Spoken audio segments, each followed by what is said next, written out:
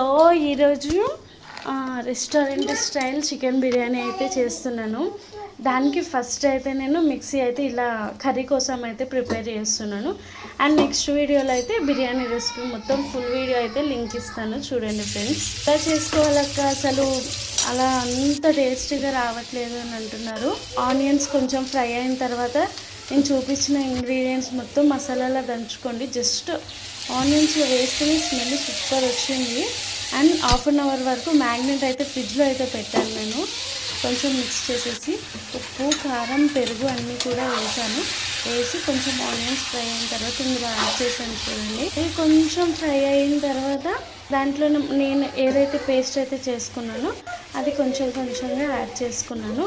అలాగే మీకు తగినంత కారం అయితే వేసుకోండి. నేను కారం ఎక్కువ వేసాను కొంచెం, అండ్ పచ్చిమిర్చి కూడా యాడ్ చేశాను కాబట్టి కొంచెం ఎక్కువ అనిపించింది నాకు. ఎందుకంటే నన్ను చూసి మీరు కూడా చేస్తారు కాబట్టి చెప్తున్నాను.